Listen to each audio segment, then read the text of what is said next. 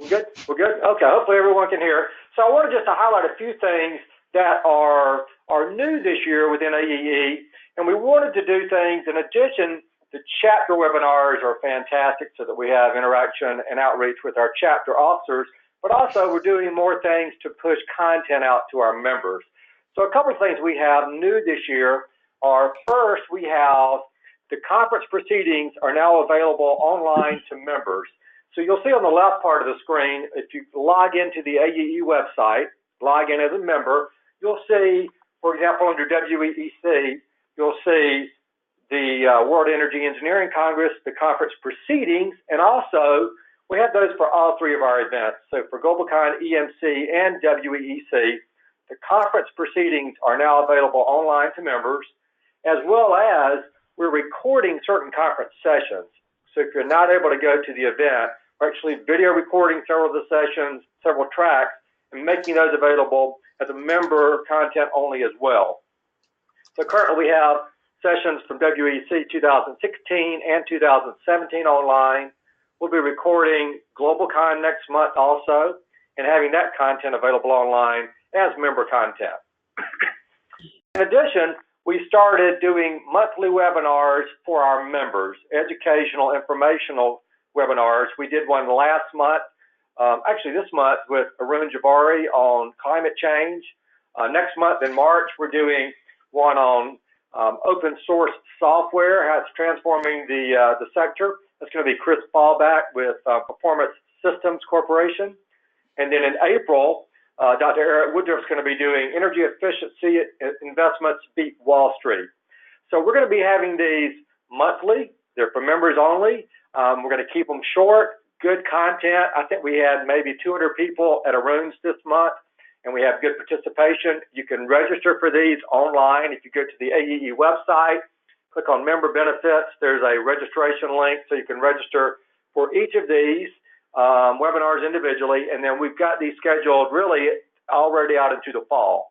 So Michelle will be adding these to the website in plenty of time for everyone to see the webinars. In addition, we wanted just to highlight our events this year. GlobalCon this year, we're going to be in Boston. Our West Coast Energy Management Congress will be in June in Seattle, and then WEEC will be in October in Charlotte. We also went ahead and added the 2019 dates and locations. GlobalCon will be back in Boston once again in 2019. The West Coast Energy Management Congress will be in Santa Clara, California in June of 2019, and then we'll be back in Washington, D.C. In 2019 in September. We've got a new website. I want to encourage everyone to ensure that any information that's linked from our AE website to your website is correct and that there is a good and active link. Reach out to Michelle if there's anything, any issues or any problems there. One additional thing that we want to do this year, we're getting a little bit of a late start, between myself and Clint Christensen, who is the current president of AEE this year, we want to visit as many chapters as we can. Now, obviously, with 50 or 60 plus chapters in the U.S., we're not going to be able to reach everyone. We'd like to ask the regional VPs to think about key or strategic chapters in your region that Clint and I could target visiting this year. So whether it's your biggest, most active chapters, whether it's a chapter in need, in need of some encouragement. So think about that, and we're going to begin setting our schedule for next month throughout the rest of 2018 to come and visit key chapters. So be thinking about that, the regional VPs, and we're looking forward to scheduling and visiting as many chapters as possible. So another thing that we're starting and is active now is the scholarship program. We've made some changes to the scholarships this year, 2018. If you've not received information on that, you will shortly from Priscilla. We're going to have an online form so that students and chapters can actually do the form online. The deadline for scholarships is May the 1st, so we have a little bit of time. And the donations, any donations from chapters can be either restricted or non-restricted. So if they're restricted, it means that the donations from the chapter, those scholarships will be only available to applications that come through the chapter. Okay. And then one thing that's different this year, we're going to be awarding 3 of the Al Tuman scholarships. Typically, there's one of those a year, but we're going to be awarding 3 Al Tuman scholarships this year. Those are $4,000 each. So the top 3 candidates will each be receiving an Al Tuman scholarship this year. Okay, Ruth, would you like to say a few reminders regarding the chapters? Ruth?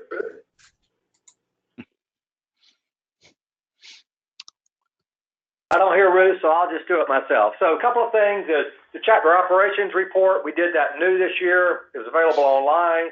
The deadline is February the 15th. We passed that, so I think most chapters have them in. If you're one of the few that don't, we won't call you out by name, but please get those in as soon as possible. The chapter affidavit, I think most of you have turned in the new chapter affidavits. If not, please get those in. CWIL liaisons, we're looking for liaisons from each chapter to participate and interact with CWIL. What else? Conference and trade shows. If you're planning any event, local event, a chapter event, we encourage you to look at our AEE events. Now you have the schedule for 18 and 19 and schedule around those so that we don't have 2 events in the same time period in the same region, okay? Hotel posters, be on the lookout for people trying to either sell mail lists, say they're an authorized hotel for one of our events. The only authorized hotels are the ones that are booked through the show websites and go directly to the hotels. And then I think chapter recognition awards, I think we have a mention of that later. So a couple of reminders on schedules. These are for members is, gosh, the international and regional award nominations, if you wanted to submit for those, I think you missed that window. Those are both closed. So have a long, involved process to get those presented at WEEC, so you can look for those again next year. Michelle will be publishing the next Insight magazine from AEE. It's going to be published April the 2nd, so we encourage you to send any photos, write-ups, any activities for the chapter that you have highlighted, such as I think the DC chapter has some big events tomorrow. So send those to Michelle. And then I think finally the chapter recognition awards, the nominations for those are June the 5th. So you have a little time to be thinking about those. We certainly encourage all chapters to submit a nomination for the chapter recognition awards. And I think that's it on behalf of AEE. Once again, thanks for participating, and we'll turn it back over to Bob. Well, thank you, Bill. I really appreciate that. And what we want to do now is pull up the agenda, and we are currently on our agenda. We're down to the where we normally bring in our regional vice presidents. At this time, I think both of the regional vice presidents are traveling today. I've looked at the attendee list and I don't see either one listed, but Joe, if you or David, either one are online, now would be a good time to pipe up before we move into our webinar topic of the day. Hearing none, let's go ahead and move on into the webinar topic of today.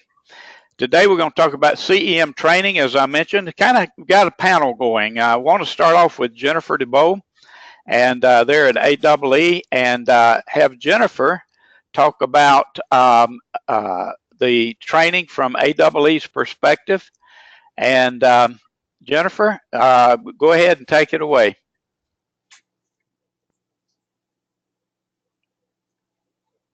Jennifer, are you with us?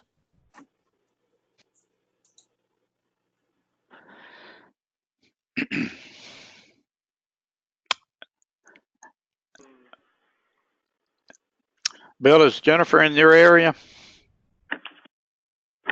No, she's at another location, so I'm not sure if she is on. I'm going to try and reach out to them. Maybe you can introduce the other panelists while I wait. Right, right. We'll go ahead and do that. As Bill indicated, we have 2 other panelists that are joining us today. We've got Randy Buckner, from the Huntsville chapter. He's online and will be joining us today. Randy, you want to say good morning?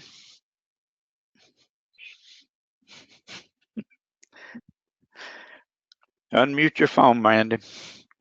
All right, moving on to John. Well, hello.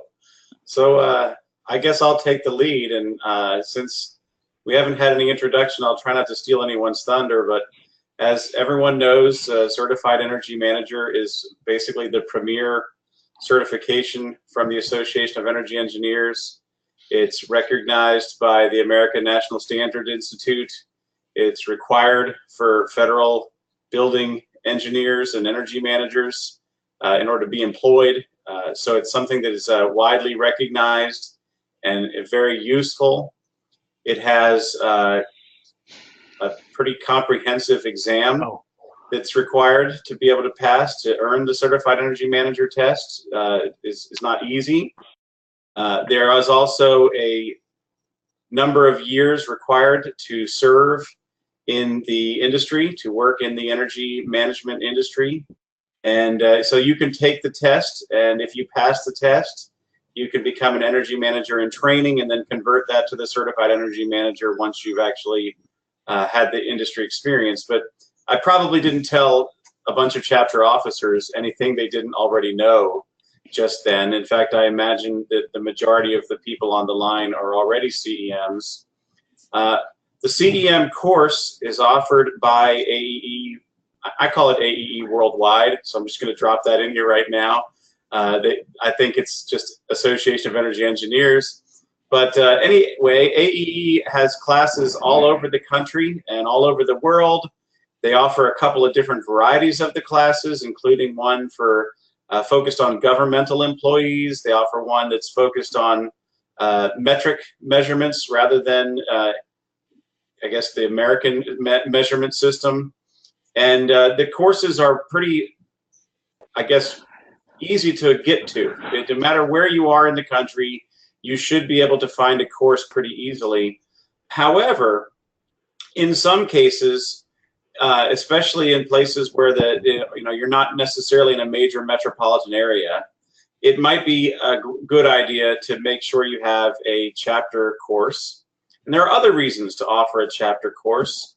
You can, assuming you can get enough people to sign up for the chapter course, it's a great money-making idea for your chapter, because there is some margin between the actual required costs to put the training course on and the cost that you can actually ask people to pay to register. You can also take another perspective, and you can look at it from the point of view of the whole purpose of the Association of Energy Engineers is to promote the profession, to promote the level of professionalism, and to advance energy engineering, around the world, and to promote sustainability through energy management. So we, in the National Capital Chapter, we've really taken this to what we consider to be our kind of natural extreme on this, which is we offer the Certified Energy Manager course to all of our student chapter members for just essentially the cost of the test fee. We don't charge them anything to take the course, which means then that our chapter has to kind of cover the scholarship, if you want to think of it, for each of the student chapter members who take the course. And the easiest way to cover that scholarship is to have professional chapter people or non-member chapter, non-member people take the course at the same time. So it's an interesting conundrum, because we really do want to offer this to as many students as possible. And so there's been years where we've made a good economic return on these CEM courses, and there's been years where we've counted it as a loss leader, where we just took a loss for the chapter economically because we didn't mind that we were training a bunch of new up-and-coming certified energy managers who will very likely live and work in our area, and will probably one of them one day take the position that I'm in as the chapter president. So that's the long-term goal. It's easy to look at the short-term goal of just trying to pull off a course and to get the the funds that come from these courses.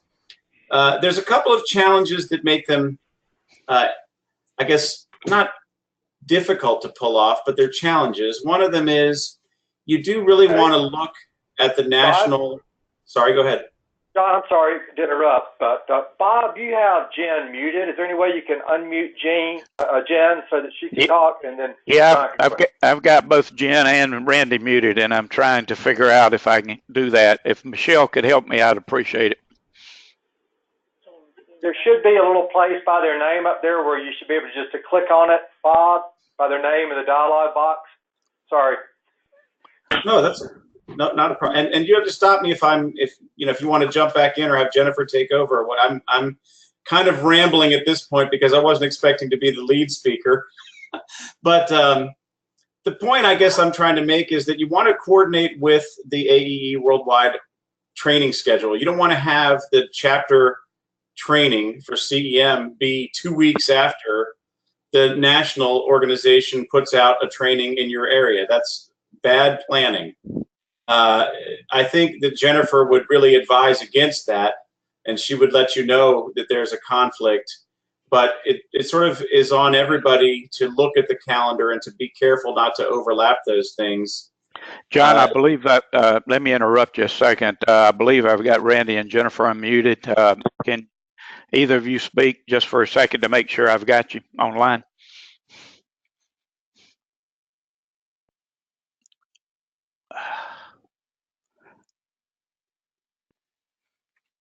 Can't hear them, Bob. No. I can't either. I've gone through and unmuted them here. Go ahead, John. I'll continue to work that issue.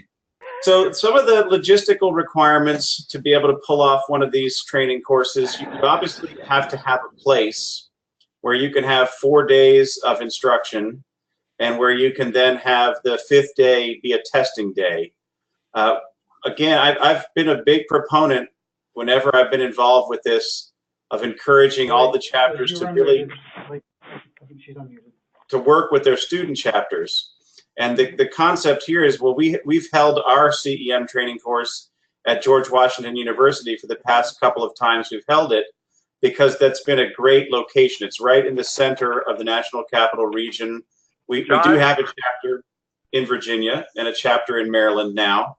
But I believe I've got Jennifer unmuted finally. Jennifer? Yes, I'm here. Can you hear me? Okay. John, let me interrupt you if I could. Go ahead. And turn it over to Jennifer. Randy, I'm not sure what's going on with you. I show you unmuted, but go ahead, Jennifer. Well, John made a lot of good points. I'll just start. I have a PowerPoint, Bob. Let's see if I pull this up, if we can somehow get that shared. Is there any way to do that? Yeah, I'm working on that right now. Okay. Share her screen. Yeah. I can make Ruth. I can make Michelle the share. Can she run it? I can. Jen's on a different location. Can you share Jen's screen? I cannot right this minute. For some reason, I cannot. My apologies, Jennifer. That's okay. I can email it to Michelle real quick, or I can just talk about it. I mean, if that's okay with everybody. Yeah, that's okay. Go ahead and do that. All right. Well, the first thing I wanted to just talk briefly about is just the different advantages to chapters running CEM courses. When a chapter decides to host a course, they're able to bring trainings to an area of the country which may not have a regularly scheduled live AEE seminar already. A chapter can structure the program to gain funds to the chapter's treasury. AE project manager, myself, or Ginger Hermans can suggest, an amount that the chapter can charge and offer the program at a competitive rate. And courses can also foster chapter recognition and local chapter membership. So those are just a couple of the good things about the chapters running a CEM. And then the next thing is the different steps that the chapters need to go through for scheduling a CEM course. First, they need to decide which course, in this case, the CEM. And then they need to give me a couple of different dates that will work for the chapter to host the course. We do need a couple months lead time just to get everything set up, instructors travel. This gives the chapters time to market the course. And then they'll just need to contact us, either again myself or Ginger Hermans, to get this set up and to review pricing with the chapter, the instructor availability, and all the rest of the program details. Some additional information. The instructor is selected based on availability. We have a wide pool of extremely capable CEM instructors. Depending on the date options the chapter gives, determines which instructor is used, as well as instructor's location in relation to the course location. We try to find an instructor that's relatively close to the area. The different materials that are provided are sign-in sheets, course evaluations, name tents, study guide, guide to energy management textbook, the CEM workbook, as well as the exam. And the costs are determined on a case-by-case basis. There's no set cost for all chapter courses. There's not one cost, for all chapters. That's just something that will need to be discussed with myself or Ginger. And then lastly, I just put the program outline on here, and I can send anyone this PowerPoint if they need to, if they'd like to look at it. I just put the different topics that the CEM covers, which most of you already probably know. But that's just the basic steps of scheduling a course. Of course, you could always call me to discuss more details, but it's a pretty simple process. Okay, Jennifer, thank you very much for that great information. Can you hear me now, Bob? Yes, Randy, go ahead. Randy? Great. I figured if I was endeavored to keep doing this. Can you hear me now? Yeah, go ahead, Randy. Okay, hi, I'm Randy Buckner. If you can't hear me, say something so I'll quit talking. I am the program director for the Huntsville chapter and help get this CEM course going. And Bob wants me to talk a little bit about what we do in Huntsville. It sort of started when we got our first CEM class by, we offer the CEM class at the same location, which is a small venue that provides lunch for us. And so by bringing the CEM class there, we were able to use the same venue to provide breakfast and lunch each day that they're in class and during breakfast for the day that they take the exam. We also reached out to all our partners from AEE, companies that support a program either by attendance as members or have interest in energy efficiency. And so we typically get 5 companies or 5 organizations to sponsor one day, which is the breakfast and the lunch. And then they get to come in during that day at lunchtime and explain a little bit about what their company does, how they're interested in the application of engineering services so that the students have a little idea of how that's being applied in Huntsville.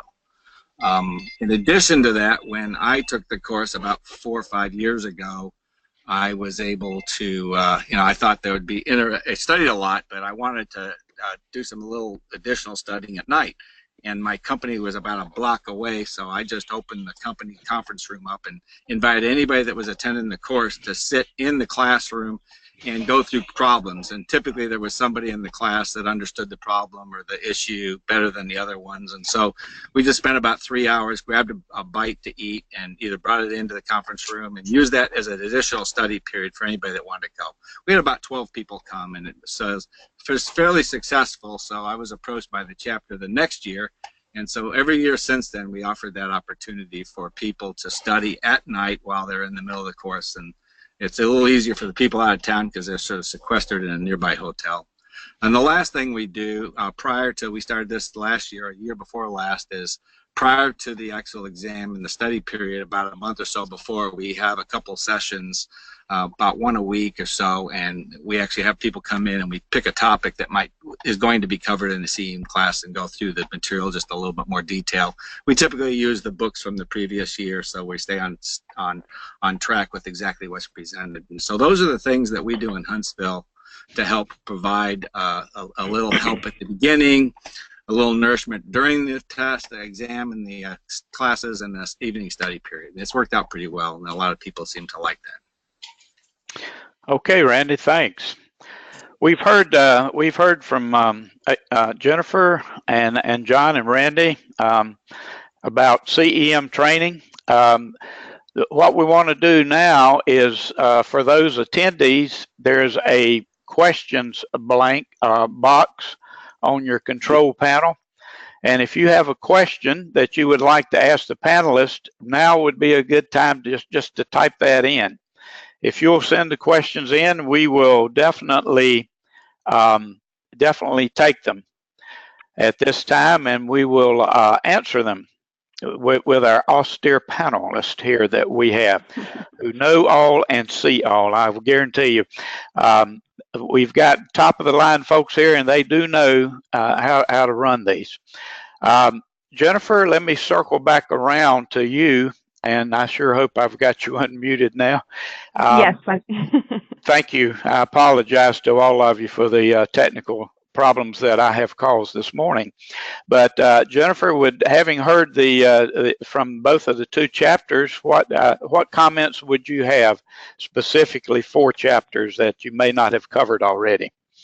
Well, John made a really good point. A lot of chapters don't realize that they are the ones that need to find the training facility. And then Randy stated that he contacts companies and to help with the food and all of that. I think that's a great idea. A lot of chapters don't do that. So I definitely would recommend that. And then also the food is always a good thing. People like food to be provided, and that's an additional thing that's good and that can draw people in as well. Also the study periods, I think that's wonderful. Most chapters do not do that. I know those can be hard to get organized and hard to have people show up to, but that's another great thing that chapters can do as well. So they hit on some really good points. Okay, thank you, Jennifer. John, I was bouncing you in and out here as I was getting people lined up. What did you want to say that I didn't give you the opportunity to say then?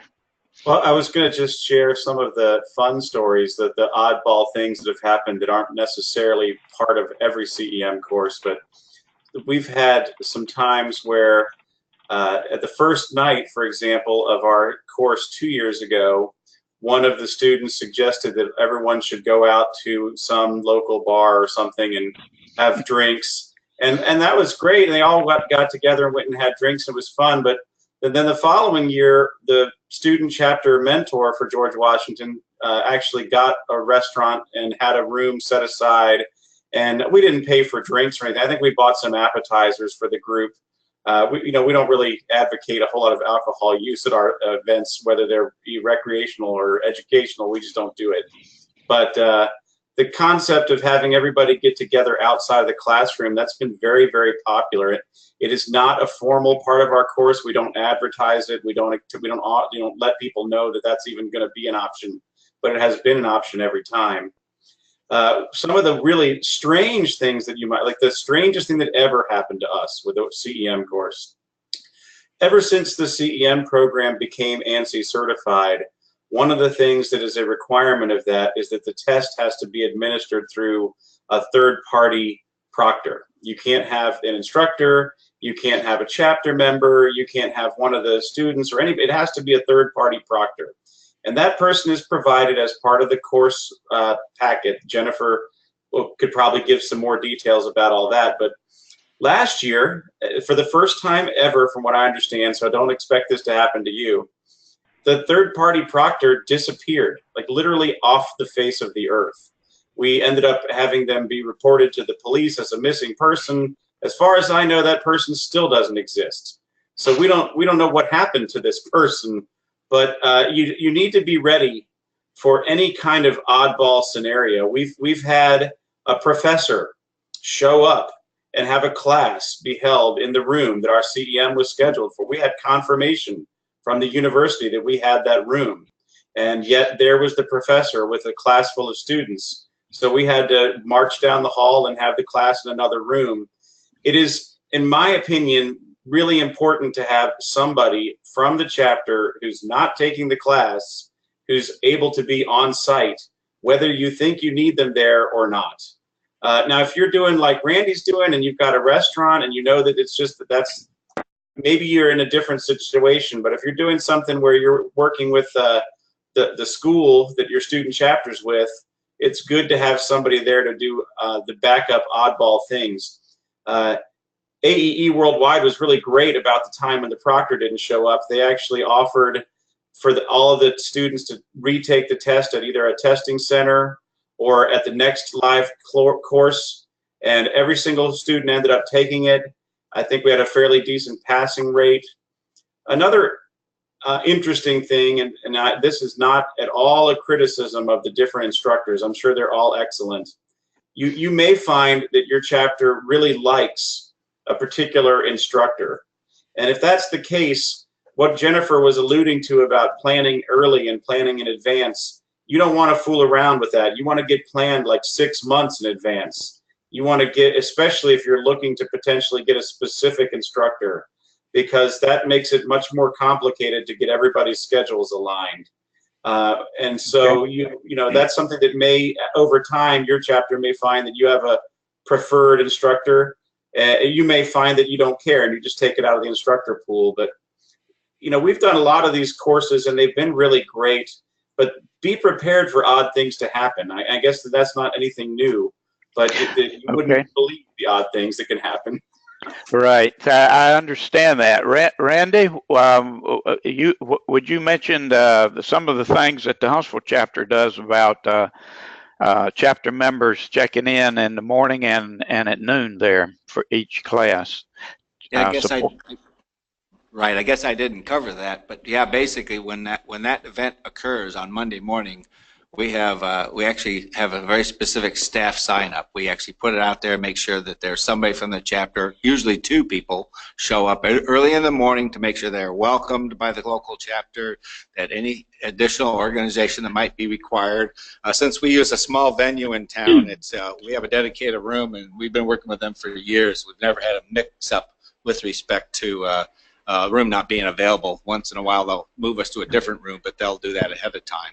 And so we have somebody there in the morning, and then of course again we have somebody there at lunchtime to make sure the lunch is prepared properly, served at the right time, and talks to actually has a time during their lunch to talk to them, and we do that every day of the week. Friday's a little bit different. The last day of the exam, we just get there and make sure everybody's there. But when the proctor shows up, we sort of excuse ourselves, and it's all on them for the remainder of that morning.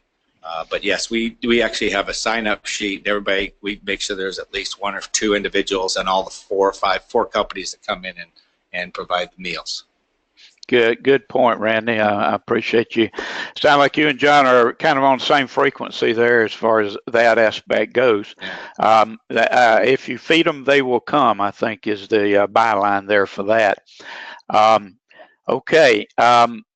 I've not gotten any questions in. I have gotten one comment in. I'm not sure who wrote this comment, but it says that something about the Arkansas chapter.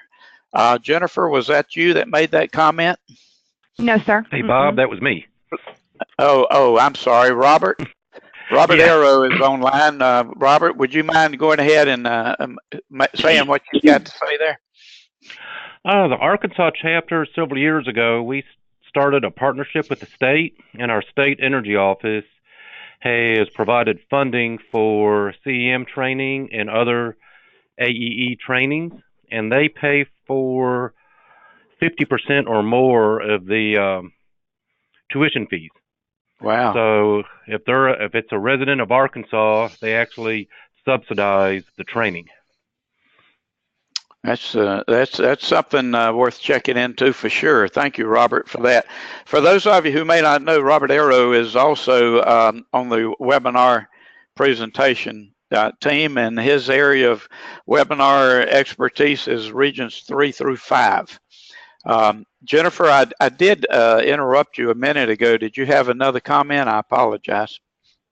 Oh, no, I don't think so. I was going to bring up the Arkansas chapter, but I didn't have to. So that's just another great thing that chapters can do as well, and check with the states and see if there's any programs that can benefit them. Yeah, I would think that'd be a good starting place. Anything that we can do to help defray any of the costs there is a great idea.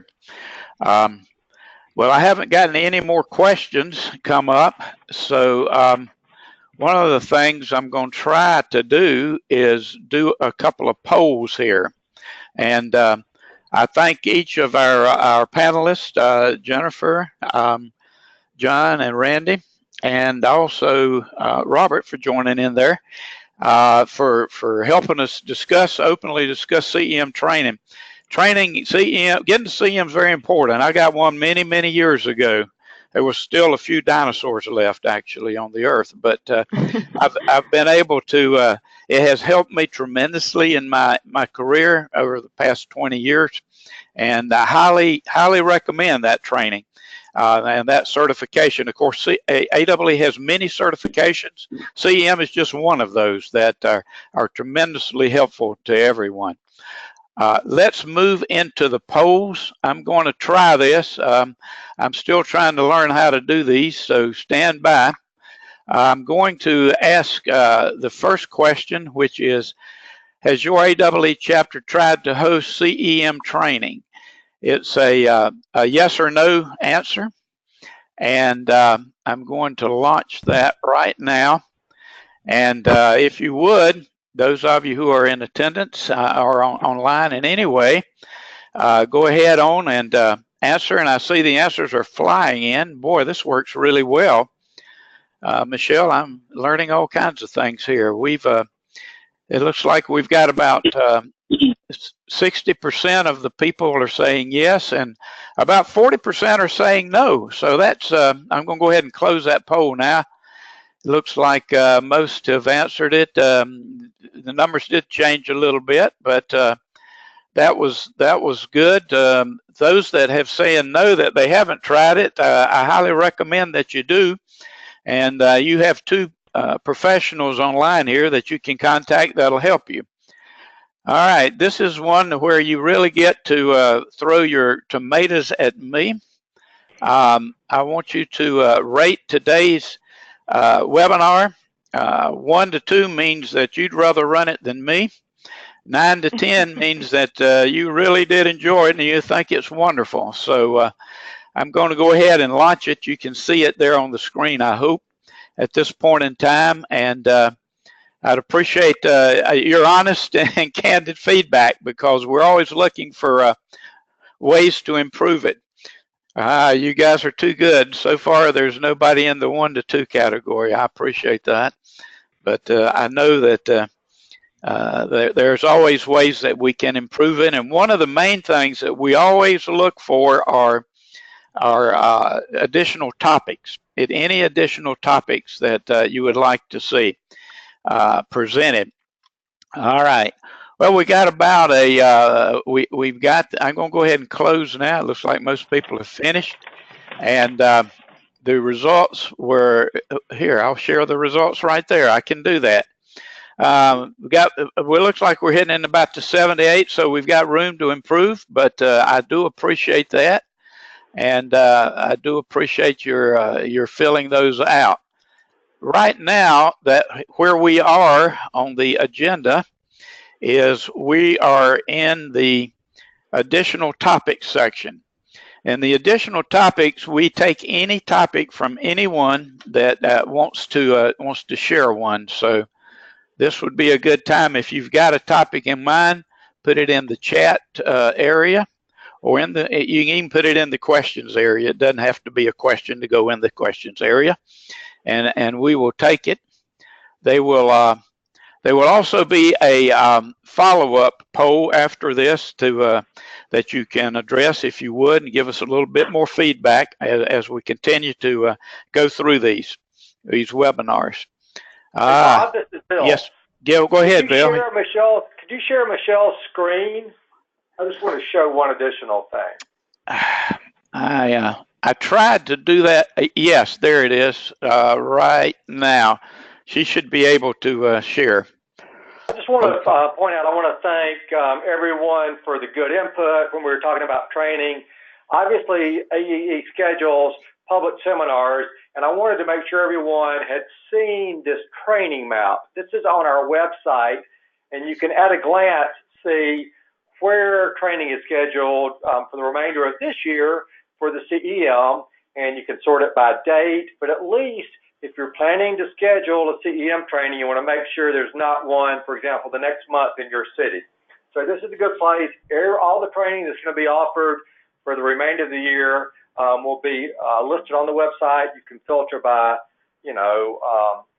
certification type, by location, by date, etc. So just one additional tool wanted to make sure everyone had seen and is aware of. Thank you, Bill, for that. I appreciate that comment. And that kind of leads me into going around the horn here as we begin to close out. Bill, do you have anything additional that you haven't already shared that you'd like to share with the folks here on the webinar? I don't think so. I think we would certainly, the chapters that are already doing CEM training, encourage you to continue that on an annual basis. The ones that are not, we would certainly encourage you to take a look. It's a great way to get some revenue, to get the training, and get more engaged with the community. We'd encourage you to submit scholarship applications for the chapter recognition awards that are upcoming, and then certainly hope to see you all at the chapter leadership meeting at WEEC in October in Charlotte. And Bob, I want to just thank you again for doing a great job in hosting these. Thank you, Bill. I certainly appreciate that. Ruth Whitlock, is there anything that you would like to add as we go around the horn here and get ready to close out? Okay. So I don't cover. I want to make sure everyone knew how much we appreciated getting their chapter operations reports in. Also, a warning, I don't know, possibly Bill mentioned this, be very careful about hotel poachers. There's scammers out there who will take your money, make your reservation supposedly. If you get to your hotel and you have no room, or if you try to cancel and can't get your money back, there's nothing we can do to help. So please be very aware of them and make sure your chapter members are aware of them. I think that those are the high points right now. And also make sure you get your nominations in for chapter recognition awards. That call is going out probably tomorrow or Monday. Thank you, Ruth. I certainly do appreciate that. Jennifer, any last words on CEM training from AEE's perspective? I just wanted to say if anyone has any other questions, please feel free to reach out to me and we can talk in more detail about the steps and if you're interested in doing any kind of training. Thank you, Jennifer, and I appreciate your participation on the panel. Randy, any last words?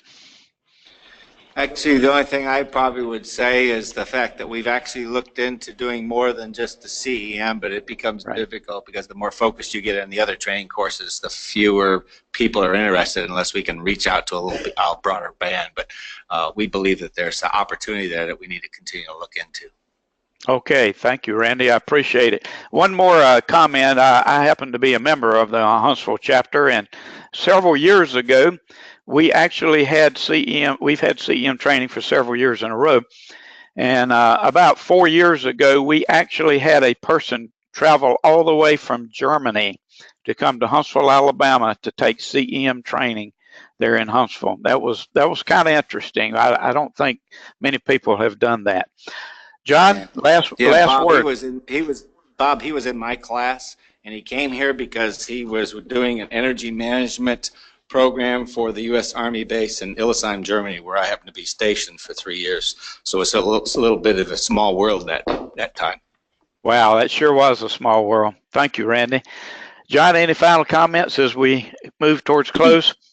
Just thank you for letting us be involved with this, and everybody who's out there on the other end of the webinar, don't be shy. You can certainly contact Bob, you can contact Jennifer, you can contact me. It's a little bit of logistical work, but it's worth it. And remember, the whole purpose of AEE is to develop the profession, and CEM is really the foundation of it all. Well said, John. Thank you very much. All right, as we move to close, we're a few minutes ahead on our schedule today. We will be back next month. We'll have another webinar, and we will be looking forward to increased attendance. Today we had 21, as it worked out, people in attendance. And tell your friends and neighbors about it, and all AEE chapter members in regions 1 and 2 will be getting an invite from me in the next couple of weeks. Thanks again for your participation. Wish you a good day. Thank you. Thank you.